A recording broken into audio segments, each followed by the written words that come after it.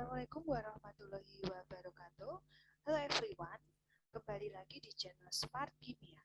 Nah, pada kesempatan kali ini akan dibahas tentang sifat koligatif larutan materi kimia kelas 12 semester 1, khususnya untuk sifat penurunan tekanan uap jenuh. Nah, sebelum kita lanjut ke video pembahasannya, silahkan bagi kalian yang belum tekan tombol subscribe, tekan terlebih dahulu tombol subscribe-nya, kemudian nyalakan lonceng notifikasi agar tidak ketinggalan video pembelajaran selanjutnya. Baik, terima kasih bagi yang sudah subscribe. Kita masuk ke pembahasannya. Nah, sebelum kita mengenal apa itu sifat koligatif larutan, kita bisa melihat terlebih dahulu peristiwa di sekitar kita yang merupakan penerapan dari sifat koligatif larutan. Jadi sifat koligatif larutan ini sebenarnya sangat dekat sekali dengan kita. Nah, contohnya adalah ya di negara-negara yang memiliki musim salju ya seperti Korea, Australia, Swiss. Nah, masyarakat setempat ketika musim salju ini akan melakukan penaburan garam seperti CaCl2 untuk mencairkan salju di jalan raya. Nah, mengapa garam dapat mencairkan salju? Ya, jadi ketika musim dingin, jalanan akan dipenuhi salju. Nah, ketika ditambahkan garam seperti NaCl atau kalsium klorida, maka titik beku air akan jauh lebih rendah dari suhu lingkungan, sehingga salju akan mencair dengan sendirinya. Nah, apa yang akan terjadi jika yang ditaburkan adalah zat lain? Ya, jadi garam yang ditaburkan dalam salju tersebut berperan sebagai zat terlarut, di mana zat terlarut apapun ya, ketika ditambahkan dalam suatu pelarut ya yang membentuk suatu larutan, maka titik beku dari larutan tersebut ya akan lebih rendah daripada titik beku dari pelarutnya. Nah, sehingga di sini ada pengaruh dari jumlah partikel zat terlarut. Nah, ini juga ada peristiwa di sekitar kita ya. Nah, contohnya yang kedua adalah ketika kuah mendidih ya. Nah, kemudian dalam kuah tersebut dimasukkan sayur. Apa yang akan terjadi? Tiba-tiba kuah yang tadinya mendidih ini akan berhenti mendidih karena tadi ditambahkan apa? Ditambahkan sayur yang berperan sebagai zat terlarut. Jadi ada pengaruhnya ya terhadap titik didih.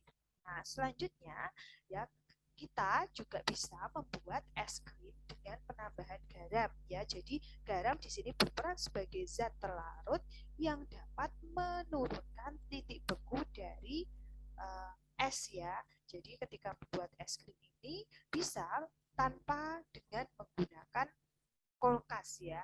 Nah, jadi menggunakan es batu dengan garam ya, yang mana garam tersebut berperan untuk menurunkan titik beku dari larutan sehingga titik bekunya itu ya jika pelarutnya itu adalah air ya, maka titik bekunya itu akan menjadi lebih rendah daripada 0 sehingga dingin yang diciptakan itu bisa masuk ke dalam tempat untuk pembuatan esnya ini sehingga bahan yang kita gunakan untuk es ini dapat membeku.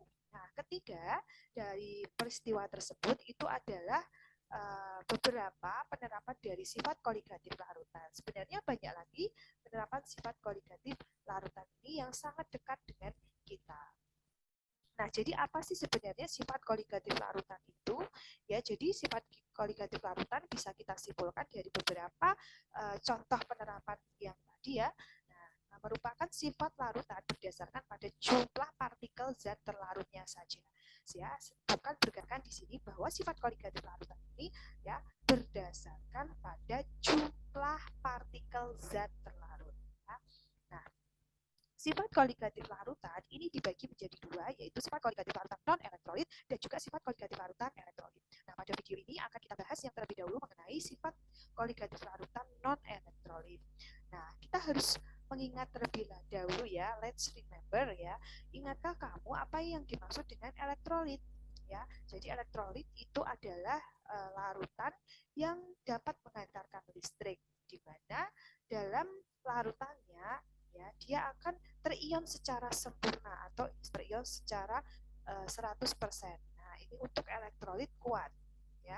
Untuk elektrolit lemah dia juga akan terion tetapi sebagian. Jadi ya dan juga lebih dari 0%. Nah, gitu ya. Jadi sebagian untuk elektrolit lemah. Sedangkan untuk larutan non elektrolit ya artinya larutan non elektrolit tersebut ya larutan yang tidak dapat menghantarkan listrik ya. Jadi dia tidak terion menjadi ion-ionnya, tidak terurai menjadi ion-ionnya dalam air. Ya. Nah, please mention the examples of electrolyte and non-electrolyte solution. Ya, jadi the examples of electrolyte ya sudah kita pernah pelajari di kelas 10 ya. Nah, misalnya adalah hydrochloric acid ya atau HCl atau NaOH. Nah, bisa juga MgOH. Ya, jadi untuk larutan elektrolit ya, ini contohnya semua larutan yang bersifat asam kuat ya, dan juga basa kuat dan juga garam kuat ya. Nah, sedangkan the examples of non-electrolyte solution itu misalnya adalah glukosa ya, glukosa, etanol, urea dan sebagainya. Nah, kita akan membahas terlebih dahulu untuk larutan yang non-electrolyte ya. Jadi sifat koligatif larutan non-elektrolit ini ada 4, yaitu penurunan tekanan uap jenuh atau disimpulkan dengan delta P, kenaikan titik didih atau delta TB, penurunan titik beku atau delta TF, dan juga tekanan osmotik larutan atau P. Nah, pada video ini fokus untuk membahas penurunan tekanan uap jenuh atau delta P.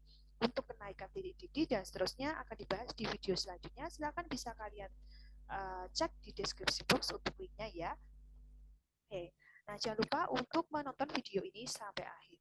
Baik, kita bahas untuk penurunan tekanan uap jenuh atau delta P. Ya, sebelum kita membahas, kita harus menekankan ya perbedaan dari penurunan tekanan uap jenuh. Jadi, untuk penurunan tekanan uap jenuh ini simbolnya adalah delta P. Sedangkan tekanan uap jenuh saja ini simbolnya adalah P. Gitu ya. Tekanan uap jenuh saja disimbolkan dengan P, penurunan tekanan uap jenuh disebutkan dengan delta P gitu ya, bisa dipahami. Baik, nah ini ada sebuah ilustrasi ya di mana ini merupakan suatu gelas kimia yang diberi air ya atau yang berwarna merah ini yang menyimbolkan molekul H2O atau air ya, di mana dalam gelas kimia tersebut diberi tutup ya. Nah, ketika gelas kimia yang berisi air dan diberi tutup tadi dipanaskan ya, molekul air ini akan naik ke atas ya. Jadi apabila air dalam sistem tertutup dipanaskan, beberapa molekul air menguap dengan persamaan reaksi H2O liquid menjadi H2O gas ya. Jadi dia akan mendidih ya, akan mendidih kemudian menguap ya, akan menguap ini disimbolkan ya yang berwarna merah ini akan naik ke atas molekul dari H2O.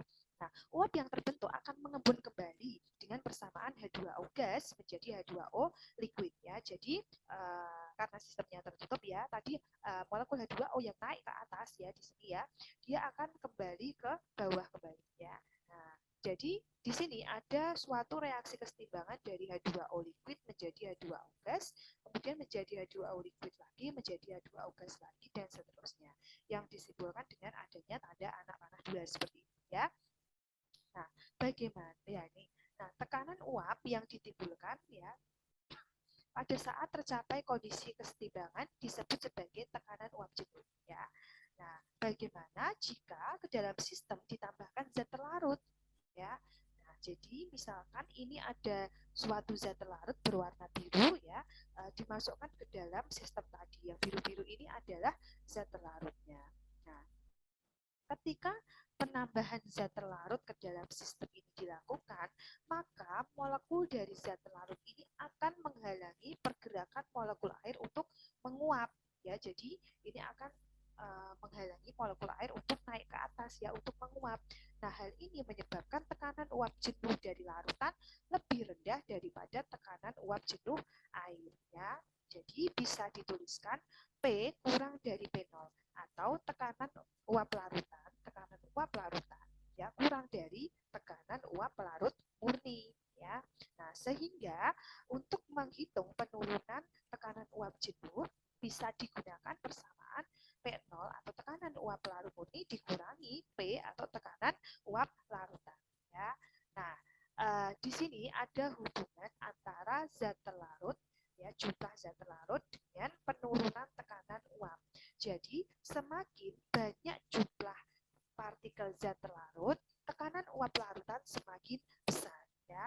Nah, penurunan tekanan uap semakin kecil, ya. Jadi kalau zat terlarutnya itu banyak, nah, tekanan uapnya besar, tapi penurunan tekanan uapnya ini semakin kecil. Itu ya, bisa dipahami ya.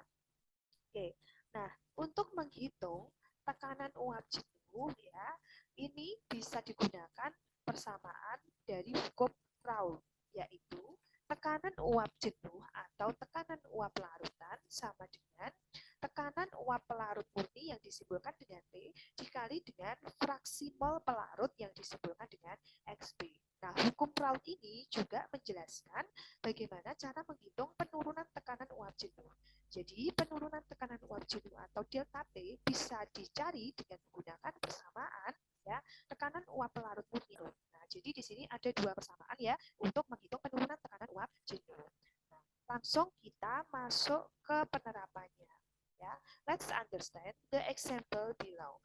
Tekanan uap air pada temperatur 25 derajat Celcius adalah 23,76 mmHg. Nah, tentukan tekanan uap larutan jika ke dalam 180 gram air dilarutkan 20 gram glukosa atau C6H12O6. Oke, nah di sini diminta untuk menghitung tekanan uap larutan, ya. Tekanan uap larutan ini adalah P, ya. Jadi P sama dengan P0 dikali XT, ya. Jadi saya tuliskan di sini, ya. P ini sama dengan P0 dikali XT. XT. Nah, ya. Oke. Nah, diketahuinya saya tuliskan di sini, ya. D1 atau diketahui, ya. D1 diketahui. Nah, ya. Jadi diketahui apa di sini? Tekanan uap air pada temperatur 25. Tekanan uap air, ya, ini berarti pelarutnya adalah air, sehingga tekanan uap pelarut murni, ya, itu sama dengan 23,76. Tekanan uap pelarut murni tadi disimbolkan dengan P0. Jadi P0 di sini nilainya adalah 23,76 mmHg. Nah, ya. Oke, kemudian diketahui yang lain di sini ke dalam 180 gram air. Nah, air ini adalah pelarut, berarti ini adalah massa pelarut, ya. Massa pelarut. Massa pelarut atau saya simpulkan massa dari P gitu, ya, yaitu berapa? 180 gram. Nah, di sini kita butuh MR, ya, MR dari pelarut yaitu MR-nya H2O, ya, H2O. Nah, untuk MR H2O, ya, ini kita membutuhkan AR, ya, AR dari H dan O, di mana bisa dilihat di tabel periodik unsur. Nah, jadi untuk MrH2O, ya, ini jumlah H itu adalah 2, kemudian dikalikan ARH itu 1, ditambah jumlah dari O itu 1, dikali ARO itu 16, ya, sehingga total dari MrH2O ini adalah 18. Oke. Kemudian diketahui 20 gram glukosa yang merupakan massa terlarut, ya, massa zat terlarut, atau saya simpulkan dengan massa T, ya, sama dengan 20 gram. 20 gram. Untuk MR dari C6H12O6 juga belum diketahui, sehingga kita mencari terlebih dahulu, ya, C6H12O6. Nah, untuk AR-nya bisa dicari di tabel periodik. Jadi ini untuk C, ya, jumlahnya 6 dikali ARC itu 12. Kemudian ini H, jumlah dari H itu 12 dikali ARH itu 1. Kemudian untuk O, jumlah dari O itu 6, AR dari O itu 16. Totalnya adalah 108. Oke. Nah, sini untuk menghitung P atau tekanan uap larutan, ya, kita membutuhkan P0, di mana P0 di sini sudah diketahui. Untuk XT ini juga belum diketahui, ya, belum diketahui. Nah, sehingga kita mencari XT, ya, XT bisa kita Oh, ini XP, maaf, XP. Nah, saya ralat ya, XP. Nah, ya, XP. Nah, ini XP.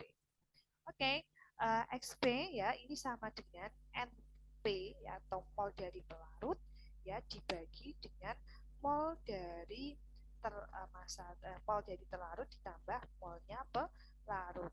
Nah, molnya pelarut. Oke. Nah, untuk mol dari pelarut belum diketahui ya, saya tuliskan di sini ya.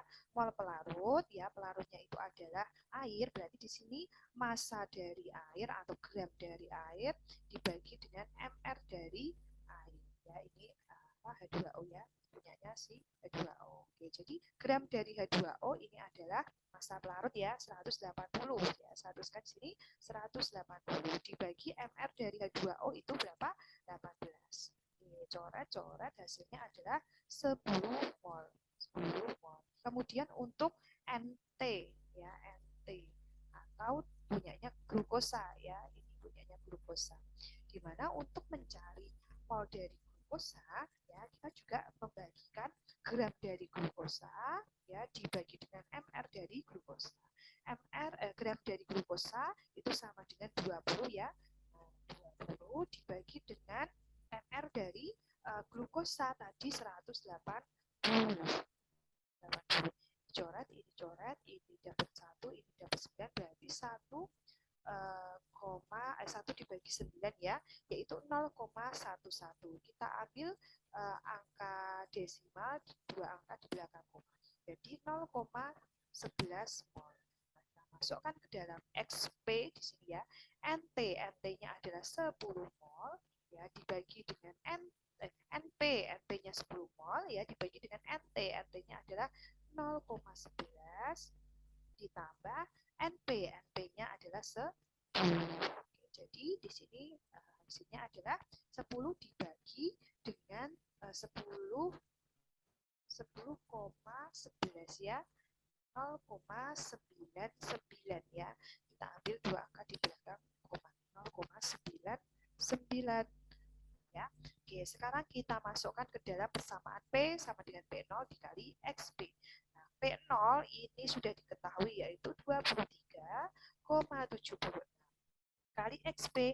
XP-nya adalah 0,99 sama dengan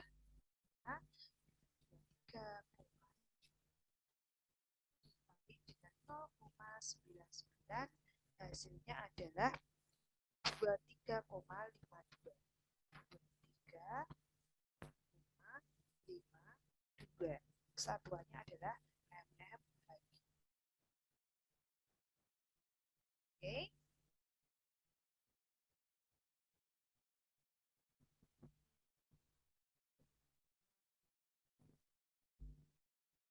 Ya, baik. Bisa dipahami ya untuk contoh berikut ini. Oke, itu adalah penerapan dari soal yang ini ya, yang penurunan tekanan wajib. Oke, untuk sifat koligatif larutan elektron selanjutnya bisa kalian lihat ya, linknya di deskripsi box, silahkan bisa dicek ya. Kemudian bagi kalian yang belum subscribe, bisa subscribe terlebih dahulu ya. Kemudian like dan juga berikan komentar ataupun pertanyaan ataupun saran ataupun pendapat tentang video ini agar video selanjutnya bisa lebih baik. Ya, terima kasih bagi yang sudah subscribe. Kita bertemu di video selanjutnya ya. Baik, bye bye. Assalamualaikum warahmatullahi wabarakatuh.